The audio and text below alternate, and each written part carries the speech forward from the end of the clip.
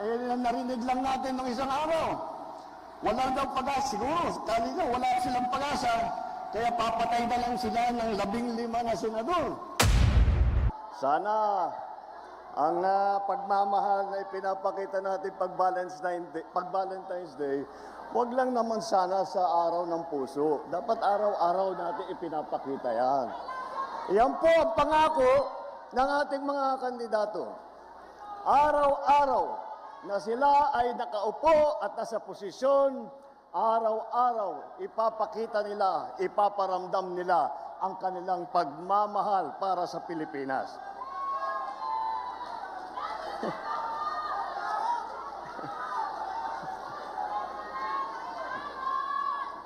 Alam niyo po, nakakagulat kung minsan na ay pagka nagsimula ulit ang halalan, ang campaign period, nagugulat po kami na parang napakabilis. Ngunit nandito uli po tayo. Ngunit, alam niyo po, kahit na national lang ang nagsimula ngayon at nandito ang ating mga national candidate, meron po tayong kasama na kumpleto na ticket sa buong Pilipinas na siguro mga 18,200 ang kandidato ng alyansa.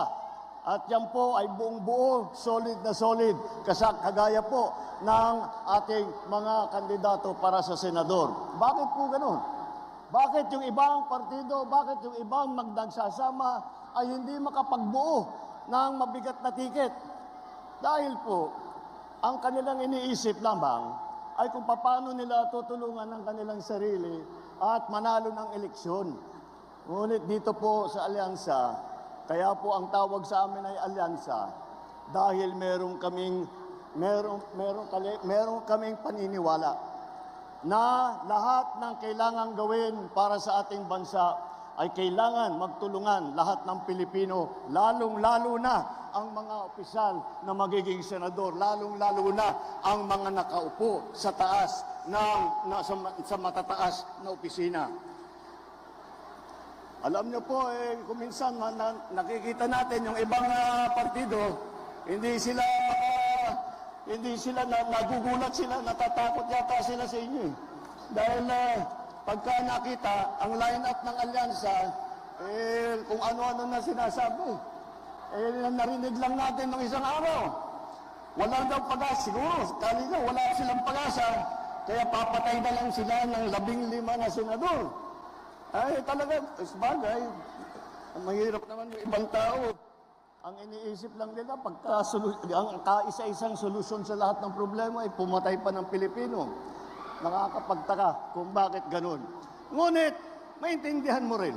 Dahil kung ako nga ay nasa kabilang partido at itong mga ito ang kaharap natin, ay bako, mahihirap sasabihin ko, mahirap na kampanya ito dahil mabigat ang kalaban. Mabigat ang kalaban dahil tignan yung muna kung tikilatisin natin sila ng isa't isa. Napakatingkad po ng mga record nila, napakaganda ng kanilang mga naging performance sa kanilang iba't ibang inupuan na mga posisyon sa pamahalaan.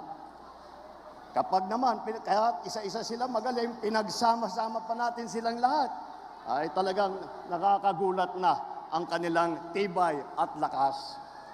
Isipin nyo lang po, dito po sa ticket ng alyansa, 8 po ang naging senador na. Kaya talam na